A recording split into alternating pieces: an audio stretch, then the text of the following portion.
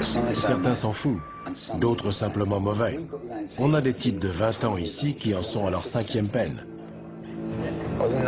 On a parlé de moi dans le journal quand j'avais 14 ans. Genre, un jeune de 14 ans terrorise le quartier. Déjà une star. Si le mec nous file pas la thune, on le torture d'abord. Genre un coup de marteau dans la tête ou on lui brûle les orteils au chalumeau. Après, s'il a vu notre visage, on est obligé de le tuer. Ils n'ont pas bien conscience des règles. On leur dit non et ils se retournent en disant « je vais t'éclater ». Vous allez faire quoi? Vous allez faire quoi? Tout peut arriver. On peut être là en train de parler à un détenu et la seconde d'après, il y en a un qui se prend une queue de billard dans la tête. Hein? Vous allez faire quoi? Bienvenue en enfer. Mettez-le à terre! La prison d'Aylesbury, dans le Buckinghamshire, abrite les criminels parmi les plus dangereux de Grande-Bretagne. Ouf ça. On y croise des meurtriers, des violeurs, des malfrats et des pédophiles. Le plus effrayant, c'est que les plus âgés d'entre eux ont tout juste 21 ans. Un détenu sur 5 purge ici une peine à perpétuité ou d'une durée indéterminée pour protéger la société compte tenu de la gravité de leurs crimes. Pour garder le contrôle de la situation, les surveillants doivent faire preuve d'une vigilance permanente. Les chaussures? Mais ils doivent également aider ces jeunes à reconstruire leur vie brisée. Ils ne sont pas faciles à gérer. La plupart purgent de longues peines pour des crimes assez sérieux. Il faut tout reprendre à zéro. C'est difficile. On leur a appris qu'ils pouvaient faire tout ce qu'ils voulaient. Après s'être attirés des ennuis et s'être retrouvés devant la justice, ils atterrissent ici et on essaie de corriger ce que leur famille ou leurs amis leur ont enseigné. Certains nous poseront toujours des problèmes.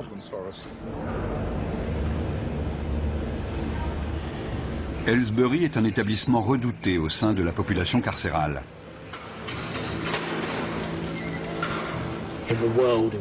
Chez les détenus, la légende veut que Aylesbury soit la pire prison du monde. Quand vous arrivez, vous êtes accueilli par 5 matons baraqués, armés de matraques, et on vous assomme à la descente du bus. Ceux qui arrivent ont peur parce qu'on leur a dit qu'il y avait des problèmes de gang, des bagarres tous les jours, 4 à 7 par jour. Mais depuis un an, ça s'est un peu calmé. En revanche, quand un incident éclate, c'est généralement très sérieux. Ils utilisent des armes, des queues de billard, des armes artisanales, dans la gorge, dans la poitrine, sur le front. Il n'y a pas de règle. Et c'est rarement 1 contre 1. C'est plutôt 6 contre 1. Si le personnel n'intervenait pas, il pourrait y avoir des morts. Caspian Hogg est le dernier arrivé. Il a 18 ans. Après avoir été incarcéré dans un établissement pour mineurs, il a été envoyé ici en raison de problèmes disciplinaires. Asseyez-vous ici. Combien de fois avez-vous été incarcéré? 4 ou 5 fois. Ok. Quelle peine cette fois? 4 ans. 4 ans, d'accord. Avez-vous déjà pris de la drogue, de l'alcool ou autre produit assimilé? Ouais. Ok. Quoi précisément? Juste de la coke, du cannabis. Juste de la coke? Ouais. D'accord. Vous serez suivi par mademoiselle Morgan. Il y a des gangs dans votre quartier? Ouais. Vous faites partie de quel gang?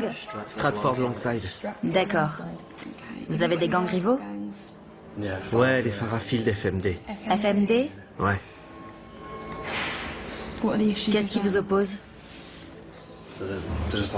C'est juste un gang rival avec qui on se frite en prison. En prison? Ouais, en prison. Donc c'est un gang de prison? Ouais. On est coincé toute la journée dans une cellule. On n'a rien à faire. Donc quand une baston éclate, c'est génial. Ça fait de l'animation. Ça fait passer la journée plus vite quand il se passe un truc. Dans le feu de l'action, on se bat pour survivre. Tu les défonces, ou alors c'est toi qui te fais défoncer. Moi, je me lâche. Si t'y restes, t'y restes. C'est comme ça.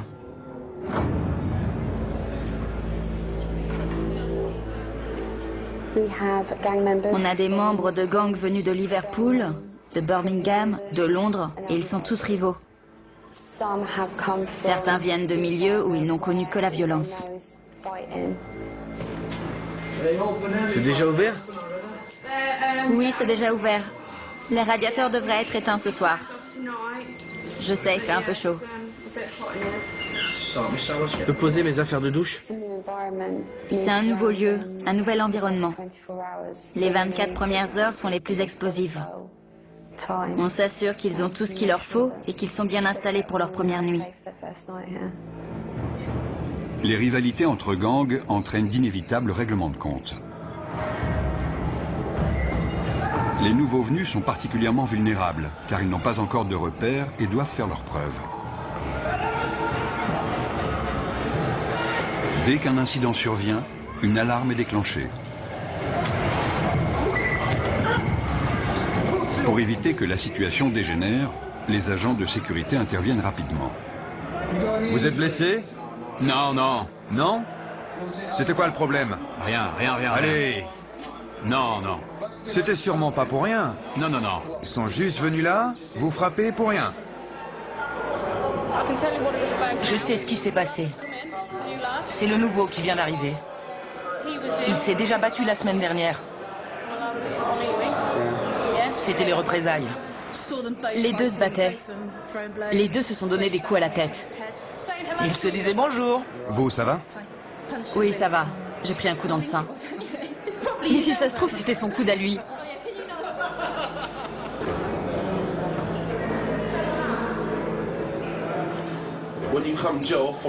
Quand on vient de la rue et qu'on arrive en prison, c'est encore plus violent que dans la rue, parce que tous les mecs de la rue sont réunis au même endroit. C'est pire. J'ai grandi au milieu de la violence et j'aimais pas vraiment ça, mais en maison de redressement, on voit beaucoup de violence, alors on s'habitue. Et puis on finit même par aimer ça. Si je te connais, si je sais avec quel gang tu traînes, dès que je te vois, je t'éclate.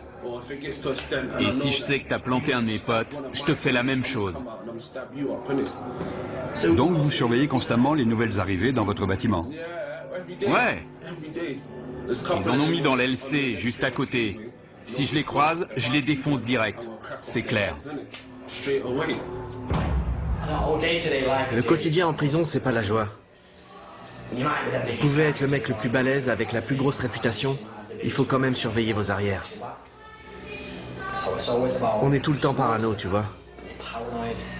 On est sur nos gardes tout le temps, on surveille les autres. On est tous des criminels ici. Comme je l'ai dit, des fois mon but c'est de faire mal à quelqu'un. Des fois je me réveille le matin et je suis pas d'humeur pour ça. Sérieux. Et des fois je me dis que je vais lui mettre la raclée de sa vie. Je me dis, quelle différence ça fait. Je sais qu'il me reste que 10 mois à tirer, mais autant aller lui régler son compte. Au cours de leur période d'intégration, avant d'être installés, on propose aux détenus de travailler ou de suivre des cours. Ceux qui acceptent pourront passer plus de temps dans les espaces communs. Il n'y a que 3 surveillants à cet étage et jusqu'à 50 détenus peuvent sortir de leur cellule. C'est le moment dangereux de la journée. Il faut rester très vigilant. On peut avoir tendance à se relâcher parce que 90% d'entre eux sont très corrects. Mais il faut se méfier, c'est notre boulot. La situation peut dégénérer à tout moment. Caspian et 2 nouveaux arrivants ont forcé le passage pour s'introduire dans une cellule.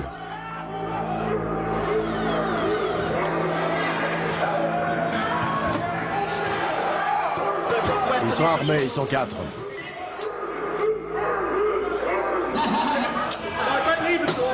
Les détenus ont barricadé la porte. Les surveillants ne peuvent pas entrer. Je veux voir tous les détenus dans leur cellule.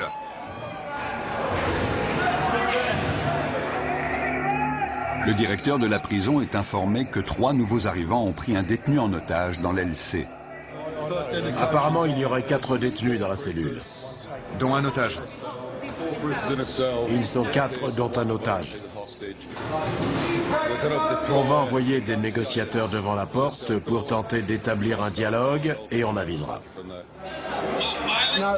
Ma vie est en jeu. C'est pour ça qu'on doit menacer la sienne. D'accord, on va transmettre ce message au directeur. Vous comprenez? On est en danger de mort. On est forcé de faire ça. Je comprends. 3 d'entre eux viennent d'autres prisons. Ils avaient prévu leur coup. Notre priorité, c'est l'otage. Si vous faites pas venir le directeur, je le viole. Je vais le violer. Écoute, tu n'as pas à lui faire de mal. On t'écoutera de toute façon. Le négociateur joue un rôle clé car il analyse la situation pour nous. Si nous sentons que la vie d'un détenu est en danger, il est clair que les négociations sont terminées et qu'on doit intervenir. L'otage doit avoir conscience que le personnel est présent et jauge la situation car ils disent tous « je vais le tuer ». Mais est-ce qu'ils veulent vraiment le faire? J'aime pas cette prison, c'est tout. Je l'aime pas. T'es pas le seul. Mon problème, c'est que j'ai beaucoup de prisonniers qui ne sont pas heureux d'être ici. Si on commence à parler de transfert maintenant, j'aurai une autre prise d'otage dès cet après-midi, car certains vont se dire « Oh, il suffit de prendre un type en otage pour se faire transférer. » Je vais lui trancher le cou et le vider de son sang. Il a menacé de le violer et de lui trancher la gorge. Non, le cou. De lui trancher le cou. Je vais vous dire. Écoutez-moi. Vous me prenez pas au sérieux? Si, croyez-moi. Nous prenons ça très au sérieux. Une cellule de crise a été mise en place par le directeur de la prison pour gérer l'incident. La décision a été prise de faire appel à des agents des forces de l'ordre spécialement entraînés pour agir dans ce type de situation. L'otage avait un t-shirt noué autour du cou, il était assis sur le lit, ils sont armés d'un couteau en plastique et de morceaux de verre. Ils ne veulent pas être ici. Ils ne se sentent pas en sécurité. Ils veulent retourner plus au nord, vers Liverpool ou Manchester. Il y en a un qui est arrivé hier, un autre il y a 9 jours. Ils viennent tous du même coin. Ils se sentent menacés par les gars de Londres. Et ils en ont assez. L'équipe d'intervention de la prison se prépare à intervenir au cas où la situation dégénérerait. La prise d'otage dure depuis 2 heures. Jason Harper passe le relais à un autre négociateur qui va poursuivre la discussion avec les preneurs d'otages. Écoutez-moi, d'accord? Je ne vais pas vous mentir. Je vous ai dit tout ce que je savais. La température de 40 degrés n'arrange pas la situation. Il s'est effondré au sol. L'otage a perdu conscience. Tournez-le sur le côté. Tournez-le sur le côté et mettez-lui la tête en arrière pour qu'il puisse respirer. Oui, voilà, sur le côté. La reine, c'est Andy. Julie vient de me dire que l'otage avait perdu connaissance. Il est allongé au sol, elle leur a expliqué la position latérale de sécurité. Le directeur est mis au courant de la situation. Il ordonne le déploiement de son équipe d'intervention pour porter secours à la victime. Vous m'avez dit que vous vouliez sortir. J'attends qu'on me dise comment ça va se passer. Ensuite, la situation va se débloquer. Au bout de 3 heures, les preneurs d'otages acceptent de se rendre calmement. Où il est? Je veux le voir. L'otage, il sort en premier? Non, il sort en dernier. Comment tu t'appelles? Caspian. Les mains sur la tête. Sors calmement, par ici. Caspian Hogg, l'initiateur de cette prise d'otage, est conduit vers le quartier disciplinaire. Le détenu qui est arrivé hier venait déjà du quartier disciplinaire de son précédent établissement. Il est connu pour des faits de violence, d'agression de personnel, de port d'armes, de barricades. Il a tout fait. Il vient du nord du pays. Il a beaucoup d'influence sur les autres et il s'en est servi. Mais on est formé pour ces situations, donc ça va aller. On va descendre au quartier disciplinaire pour une fouille intégrale. Je suis le responsable, donc j'y participerai. Chacun sera tenu à l'isolement en attendant qu'une punition soit décidée. Nous sommes responsables des détenus les plus problématiques de l'établissement. S'ils enfreignent les règles ou s'ils présentent un risque pour les autres ou pour l'établissement, ils sont envoyés au quartier disciplinaire pour une période donnée. Notre priorité, c'est de calmer les prisonniers énervés et de leur faire entendre raison. Il faut aussi qu'on soit attentif à tout comportement potentiellement violent. Hé, Caspin! T'as réussi? J'y suis presque, mon pote! Presque! Beaucoup m'ont dit qu'ils avaient essayé de travailler et d'être de bons citoyens, et qu'ils avaient trouvé ça trop difficile. Mais ils sont très jeunes, vous savez. Les détenus seront punis pour les dommages qu'ils sont en train de commettre. Je suis resté trop sage. J'étais stressé. Il me fallait un truc à faire. J'ai saisi ma chance. En plus, j'étais pas tout seul. Le gamin qu'on a pris en otage, c'est le seul de toute l'aile que j'aime pas. Alors je me suis dit que j'allais me le faire. Mais on lui a pas fait mal, on lui a rien fait. Ils m'ont frappé au visage et dans les côtes, en me traînant avec eux. Ensuite, l'un d'eux m'a attrapé par derrière et m'a fait asseoir sur le lit. Il me tenait comme s'il voulait me briser la nuque. Les deux autres frappaient la porte avec des boules de billard dans des chaussettes. Ils ont cassé ma télé et ils m'ont mis des bouts de verre sous la gorge. Ils ont dit qu'ils allaient me la trancher. Ensuite, ils m'ont dit de me déshabiller complètement et ils ont dit qu'ils allaient me violer. Qu'est-ce qui s'est passé? Rien, rien. Ils disent qu'on a pris un mec en otage et qu'on l'a agressé dans sa propre cellule. Ils ont appelé la police et on est à l'isolement pour l'instant. Vous dites que vous ne l'avez pas pris en otage? Non, on a juste barricadé la porte, c'est tout. J'ai toutes ces pensées qui ont défilé dans ma tête. Je savais pas si j'allais en sortir vivant. Je connaissais pas ces mecs. C'était le truc le plus flippant de ma vie. Pourquoi vous avez fait ça? Franchement, j'ai pas eu de visite depuis 6 mois, depuis qu'ils m'ont mis ici. J'essaie de retourner dans le Nord. Il n'y a que des mecs de Londres ici, je veux retourner chez moi. C'est pas ma prison, je veux être dans une prison de chez moi. Je suis tombé dans les pommes. Je me souviens juste qu'ils étaient en panique. Ils croyaient qu'ils m'avaient tué. Si on continue les conneries, si on agresse les surveillants, ils nous transféreront. Ça va, Liam? Ouais, et vous? Pas trop mal. J'ai connu des jours meilleurs.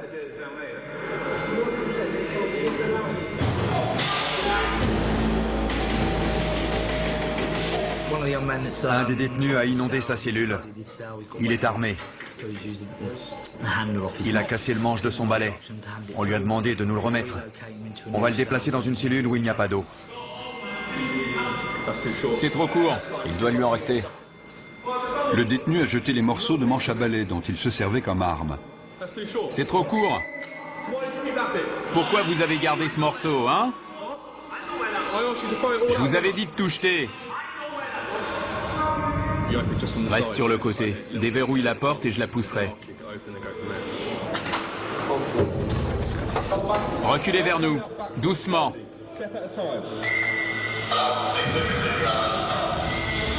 Ne vous retournez pas. Restez face au mur. Le détenu n'a pas obéi et s'est retourné. À partir du moment où on ouvre la porte, les négociations sont terminées. Soit il se rend, soit on intervient. Arrêtez de bouger. Si vous faites pas ce que je vous dis, on devra de nouveau vous immobiliser. C'est compris? Ouais. Super, allez, debout. Tu lui maintiens la tête pendant qu'on le lève. Vous avez entendu? On tourne. On utilise la force que quand c'est nécessaire et de manière proportionnée, mais ça fait forcément mal. Fouille intégrale. Il va maintenant être fouillé intégralement au cas où il aurait dissimulé une arme.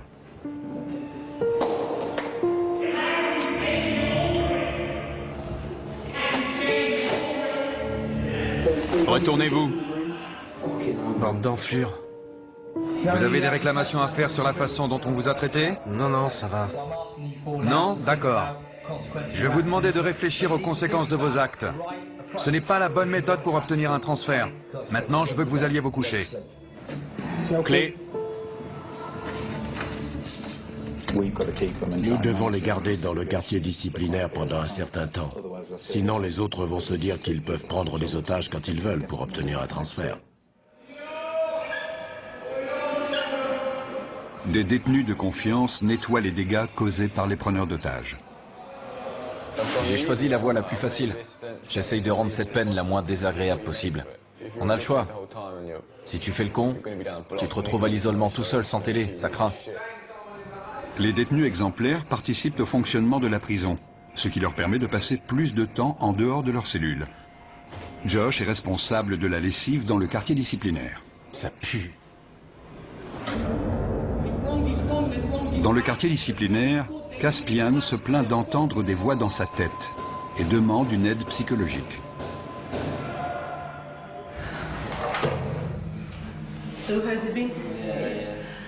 Je dois déterminer si vous êtes du genre manipulateur. Manipulateur? Si vous aimez titiller les gens et les énerver pour prendre l'avantage. Non, sérieux. Je risque de vous poser des questions qui vont vous énerver. Ouais. Vous avez le droit d'être en colère. Ce que vous n'avez pas le droit de faire, c'est être violent. Mais je suis un type violent, madame. Regardez mon dossier. Depuis mes 11 ans, je suis traîné de foyer en foyer et je suis incontrôlable. À 11 ans, j'ai arraché le torse d'un type avec mes dents. J'ai mordu une meuf à l'oreille. On a toujours dû me maîtriser. J'ai toujours le même sentiment. Et je me dis que mon destin, c'est de tuer quelqu'un. Et la perspective de sortir d'ici, de commettre un tel acte, et de revenir en prison pour une peine à perpétuité, ne vous dérange pas? Ça dépend. Quand je pète les plombs, ça me dérange pas, je m'en fous. Je pense pas que je suis un taré. Mais si on m'aide pas maintenant, je vais finir par le devenir. Je ne suis pas convaincu à 100% qu'il souffre de troubles mentaux. Il souffre de troubles émotionnels, ça c'est sûr. Car non seulement il a des pensées violentes, beaucoup de gens en ont, ce n'est pas idéal, mais ce n'est pas un drame, mais il prend plaisir à être violent, ce qui alimente ses pensées et ses fantasmes. Je pense que son comportement pourrait le conduire au meurtre.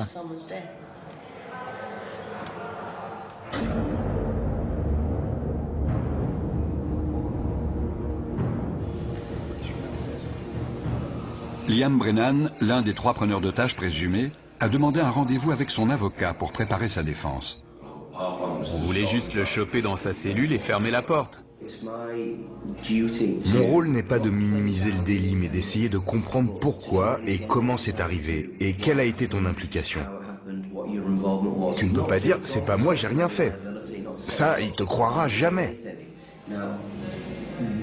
Écoute, différentes peines sont envisageables. J'espère que le juge optera pour des jours supplémentaires. J'ai pas le droit à l'erreur. J'avais pas parlé à ma femme et à mon gosse depuis 1 an. Elle m'a recontacté il y a quelques jours et je lui ai dit que je sortirais le 11 décembre. Les services pénitentiaires ont décidé de ne pas poursuivre Liam. Il se retrouve donc en commission de discipline. Asseyez-vous, monsieur Brennan. Je suis juge, je n'ai aucun lien avec cet établissement, vous comprenez? Oui. Vous êtes représenté par monsieur Ahmad, c'est exact? Oui, monsieur le juge. Pouvez-vous vous identifier, s'il vous plaît? Jason Harper. Vous serez le témoin de cette affaire? Oui. Il est dit que le 29 mai, vous avez retenu une personne contre son gré. Coupable ou non coupable? Non coupable. Monsieur Ahmad? Qu'avez-vous vu monsieur Brennan faire exactement? Il a passé beaucoup de temps à la porte avec moi pour m'expliquer leurs intentions. Je ne veux pas parler à votre place, mais si je comprends bien, il n'a pas menacé ni brutalisé d'une quelconque façon la victime. C'est exact. Lorsque vous étiez dans la cellule, avez-vous exprimé clairement votre désir de coopérer avec... Vous orientez l'accusé. Oui, monsieur le juge. Ne le faites plus. Vous connaissez la loi et la notion de complicité. C'est comme le chauffeur du véhicule qui attend les braqueurs de banque.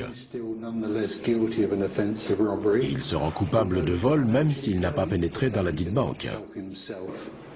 Monsieur Brennan n'a apparemment eu aucun contact physique avec ce détenu qui était apparemment séquestré. Avez-vous vu les autres retenir la victime?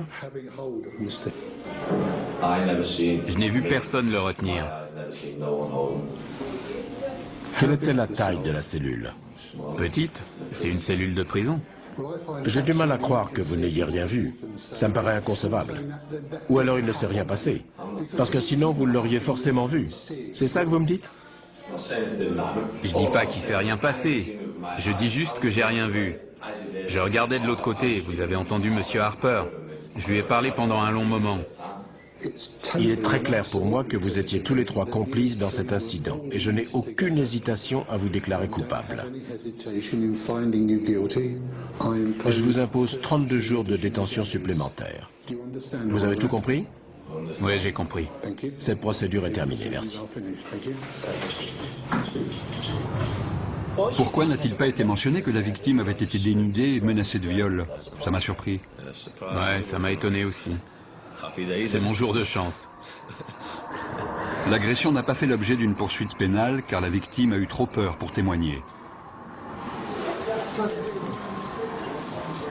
Dans le quartier disciplinaire, tous les privilèges, y compris la télévision, sont retirés. Brennan refuse de retourner dans sa cellule, à moins qu'on lui apporte une télévision pour qu'il puisse suivre le match de foot Angleterre-Ukraine. Je ne vous entends pas. Vous savez quoi? Quoi?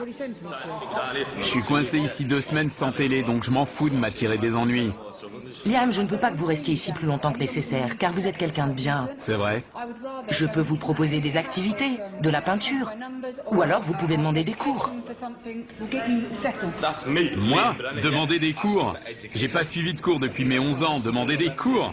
J'ai pas envie de me pendre. Michel Morris parvient enfin à convaincre Brennan de rejoindre sa cellule. Pour sa participation à la prise d'otage, Caspian est condamné à 38 jours de détention supplémentaire. Caspian, c'est votre dernière chance d'obtempérer. J'ai dit non. Les surveillants tentent de le raisonner, mais il refuse de retourner dans sa cellule. Il sera envoyé dans le quartier disciplinaire jusqu'à ce que le directeur estime qu'il est capable de rejoindre les autres détenus. Caspian, si tu ne suis pas nos instructions, on t'immobilisera de nouveau. D'accord? Personne n'est au-dessus du système. Il y a des règles, des procédures, des lois à suivre, que vous soyez un détenu ou un surveillant. Personne n'est au-dessus de ça. Debout. Debout. Caspian, par ici. Il n'y a qu'à l'extérieur qu'on peut considérer ces jeunes de 18 ans comme des adultes. Beaucoup n'ont pas la maturité d'un adulte. Ils sont très influençables et peuvent s'attirer des ennuis. Entre là-dedans. Je vais demander à l'infirmière de venir te voir.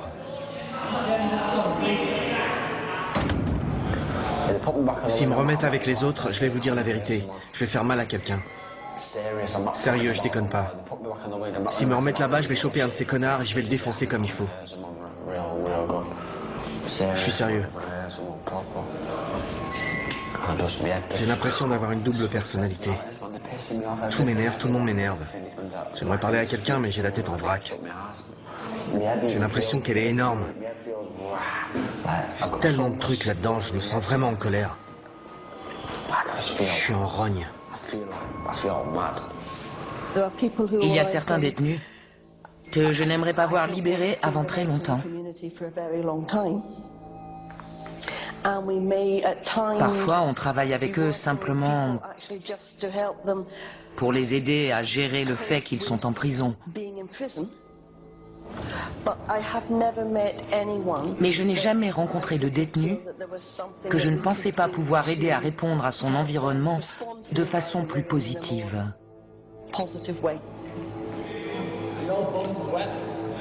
L'état mental de Caspian Hogg continue d'être surveillé.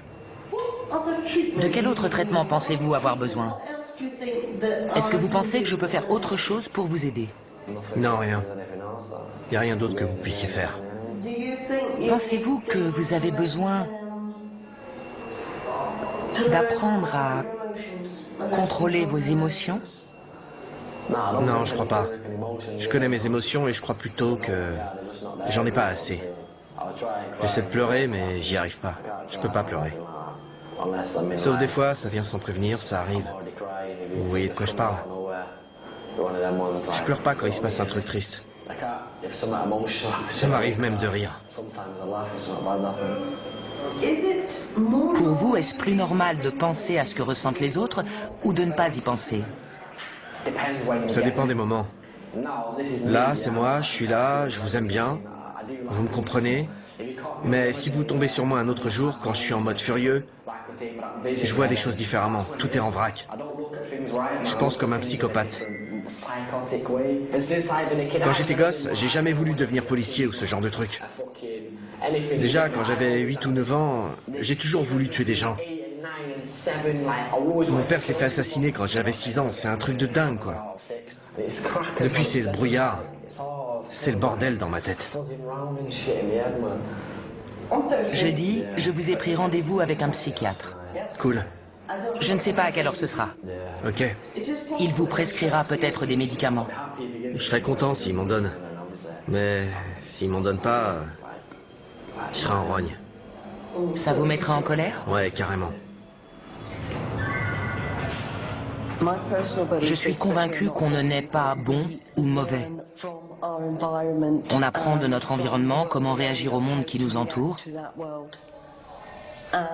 Et certains apprennent que la meilleure façon de réagir à ce monde, c'est par l'agression ou la violence. Super papa, tu sais comment je t'aime? Et quand tu l'ouvres, c'est marqué gros comme ça. Le père de Caspian a été assassiné quand il avait 6 ans. Il est donc très conscient de son rôle de parent. Je veux pas que mon fils grandisse dans les mêmes conditions que moi. J'avais 14 ans quand je l'ai eu, mais j'ai vieilli. À l'époque, j'avais pas toute ma tête. Je faisais que fumer de l'herbe, voler, j'étais débile. J'étais un gamin, donc je faisais des trucs de gamin. Maintenant, j'ai mûri. Il faut que je prenne mes responsabilités pour mon fils. Je veux qu'il aille à l'école pour qu'il soit intelligent. Je veux pas qu'il finisse comme moi dans la rue ou en prison. Qu'il soit obligé de commettre des crimes. Je vais être là pour lui, qu'il puisse me parler ou me demander de l'argent quand il en a besoin. Je vais être un père pour lui, c'est tout. Il faut que je sois un bon père. C'est con de jamais le voir, c'est vrai. C'est horrible. Il faut tenir le coup et pas lâcher l'affaire. Je peux lui parler de temps en temps, c'est déjà ça. Devon avait 15 ans quand son fils est né. À l'époque, je voulais pas de gosse, tu vois. Mais c'est arrivé comme ça. Elle m'en parlait tout le temps. Et alors je me suis dit, pourquoi pas? Quelqu'un va peut-être te régler ton compte demain. Tu sais pas où tu vas finir, alors autant pas perdre de temps. Vous avez vraiment pensé à la mort à ce moment-là? Ouais, évidemment. Dans mon quartier, il y a beaucoup de violence. Des gens meurent tout le temps. On n'est jamais à l'abri, ils peuvent vous dégommer quand vous traversez la rue. Pour certains détenus, le téléphone est le seul moyen de rester en contact avec leur famille. Ouais, tu me manques, bonhomme.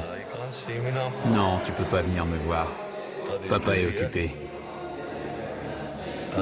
Papa nourrit des animaux. Je sais pas comment ça se met. Je veux pas que ça lui tombe dessus. Dans la chapelle de la prison, Josh se prépare pour la fête des pères. Exceptionnellement, les détenus exemplaires sont autorisés à passer du temps avec leurs enfants. Je peux jouer avec lui? On peut se rouler tous les deux par terre, je peux lui courir après. Une fois, elle voulait que je vienne l'attraper, mais je pouvais pas aller plus loin. Je suis heureux de pouvoir passer 5 heures avec lui au milieu des rires et des pleurs. J'ai envie de l'attraper et de lui faire des câlins. Tu peux ouvrir la bouche? Bravo. Ça me plaît pas de le voir se faire fouiller, mais je préfère avoir cette relation avec lui. Il y a de bonnes raisons de changer. J'ai un gosse et une fiancée, une famille qui a besoin de moi. Pour être honnête, si j'avais pas ma famille, je me serais sûrement pas comporté aussi bien. Viens là, mon grand. Ils ont besoin de moi. Ils comptent sur moi pour sortir d'ici. Où elle est, ta cape? Tu fais ton timide? Si je me comporte bien, je retrouverai ma famille. C'est simple. Si je joue le jeu, je gagne tout. Sinon, je perds. Comment ça va, ma belle? Oh, arrête.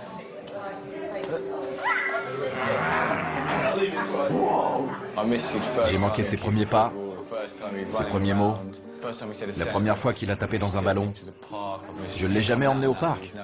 Je ne l'ai jamais réveillé de sa sieste. Maintenant, il va sur les toilettes, il me dit qu'il est grand. C'est toutes ces petites choses. J'ai tout manqué. Je veux être là pour le border le soir, pour me réveiller avec lui. La nuit, il vient dormir avec sa maman. Je veux être là quand il fait ça.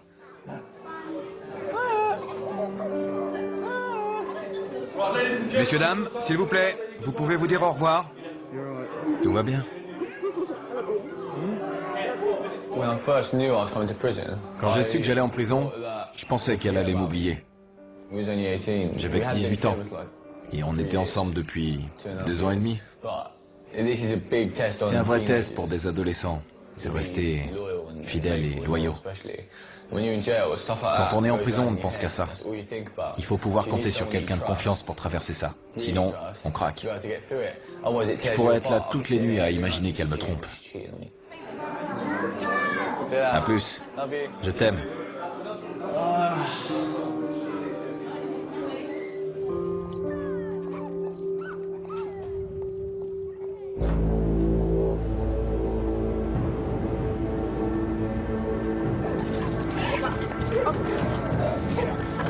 Des chiens de détection arrivent à Aylesbury pour y rechercher de la drogue ou des objets de contrebande. Il y a beaucoup de dealers en prison, et ça ne risque pas de s'arrêter. Il y a de l'argent à se faire. Les téléphones portables sont aussi un problème sérieux. C'est pour ça que les chiens sont capables de les trouver. Ils peuvent être utilisés pour planifier des évasions ou tout autre type d'événement. On fouille des cellules tous les jours. Et tous les jours, on trouve des choses. Sortez de votre cellule. Quand ils voient les chiens, certains se précipitent pour cacher leur matériel. On demande aux détenus de sortir de leur cellule pour que les chiens puissent travailler tranquillement. C'est n'importe quoi, il va renifler partout. Comment savez-vous qu'il a trouvé quelque chose? Il s'immobilise et pose son nez sur l'endroit concerné. Si c'est hors d'atteinte, il reste assis et regarde dans la direction de l'objet.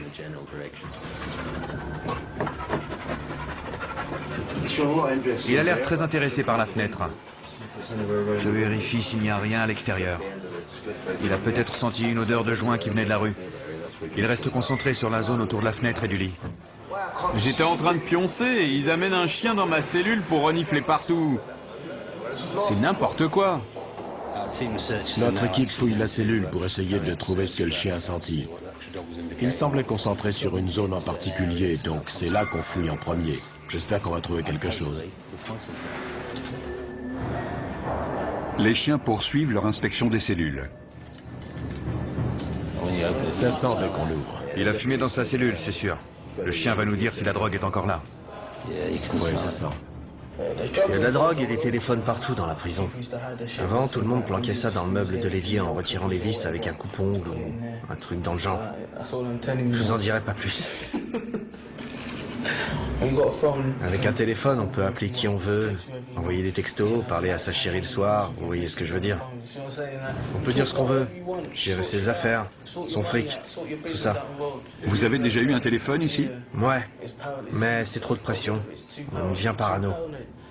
Ils finiront toujours par le trouver. La première fois, on est là, ouais, ils le trouveront jamais. On se croit le plus fort et puis ils finissent par en trouver un chez un mec et là, tu peux être sûr qu'ils vont le faire parler. La semaine d'après, boum, un autre passe à table. On n'est jamais tranquille parce qu'ils savent tout ce qui se passe ici. Ils cachent parfois leurs affaires au fond de leur poubelle. Ils croient qu'on va pas les fouiller parce que c'est dégoûtant. Des cartes SIM, des téléphones, il y a tout. On a toujours un cran de retard parce que dès qu'on trouve quelque chose, ils cherchent une autre cachette. Une antenne cassée, ça peut servir d'arme. Il en a plus besoin, on l'apprend. Ils aiment regarder des images, évidemment. Je veux pas savoir ce qu'il fait avec ça.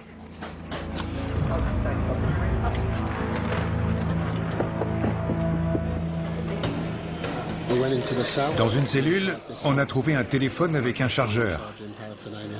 Donc, nos équipes vont l'inspecter une deuxième fois. On a trouvé des petites choses, mais le plus important, c'est de montrer qu'on est vigilant et qu'on peut lancer ce genre d'opération quand ça nous chante. C'est intéressant d'observer leurs réactions. Certains détenus n'étaient clairement pas rassurés à l'idée qu'un chien allait inspecter leur cellule. 5 semaines après avoir pris en otage un codétenu, Liam Brenham retrouve son ancienne cellule.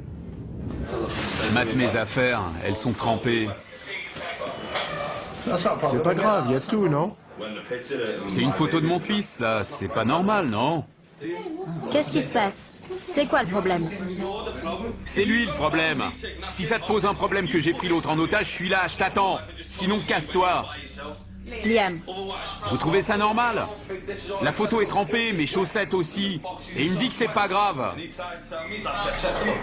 Arrêtez de crier, d'accord? N'empirez pas la situation. La cellule a dû être fouillée. C'est ça la fouille? Sérieux? C'était collé à la base. Écoutez, le lendemain, on a mis un cadenas sur votre porte. Vous l'avez vu? On n'a pas ouvert cette cellule depuis 5 semaines. Et alors? C'est ma faute peut-être? Je n'étais pas là. Je ne sais pas comment ça s'est passé. Mais est-ce que ça vaut vraiment le coup de vous attirer encore des ennuis? Non. Vous ne croyez pas? Non, mais ça m'énerve qu'ils me disent ça.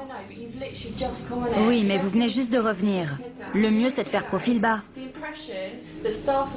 Tout ce que les surveillants de cette aile savent de vous, c'est que vous avez pris un codétenu en otage et que vous avez causé des problèmes pendant votre isolement. C'est la seule image qu'ils ont de vous, vous comprenez? Vous en avez conscience? Ouais.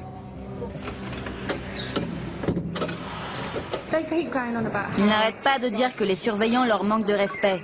Mais ce sont eux qui sont grossiers avec nous, qui nous manquent de respect et qui voudraient qu'on prenne des pincettes avec eux. Comme s'ils étaient des gosses à qui on devait apprendre les règles de la prison. Ils ont entre 18 et 20 ans, et ils sont censés être adultes et savoir rester respectueux. Un bon comportement peut permettre aux détenus d'être transférés plus près de leur domicile. Quand j'ai Tasha au téléphone, j'entends les mouettes derrière elle. Quand je serai transféré, elle sera tout près de moi. On partagera le même ciel, on sera au même endroit, on entendra les mêmes choses. C'est comme si je rentrais déjà chez moi. Josh va purger le reste de sa peine à proximité des siens. Soucieux de contrôler ses pulsions violentes et de rentrer chez lui, Caspian a accepté de prendre des antipsychotiques. Ça calme ce qui se passe dans ma tête. Et ça marche? Ouais, dans un sens. Mais c'est pas génial. Je me réveille le matin, il y a des taches de baffe sur le drap. J'ai même pas d'oreiller, j'ai carrément oublié. Est-ce que vous vous sentez mieux? Est-ce que ça a calmé vos pensées? Ouais, les pensées ont disparu, mais le problème, c'est l'état dans lequel ça vous met. J'aime bien être un peu défoncé, mais là, j'ai l'impression d'être un zombie, tu vois. Genre, un taré sous médoc. Le mec complètement à la masse. C'est pas bon, ça. Les fantasmes, les pensées violentes, les désirs de meurtre et de notoriété liés à ces meurtres ont grandement diminué. Il a même expliqué qu'il avait parfois la tête vide. J'aimerais maintenant travailler avec lui pour qu'il essaie de comprendre ce qui se passait dans sa tête et qu'il sache où demander de l'aide si ses pensées venaient à ressurgir.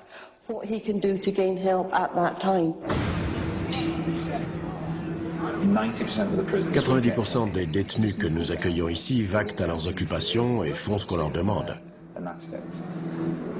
Il peut y avoir de petits incidents, mais c'est tout. Ce sont les 10% restants qui causent la majorité des problèmes. Ils ne veulent pas rester tranquilles ni faire ce qu'on leur dit. Ils se rebellent constamment. Ils essaient de créer le désordre pour saper notre travail.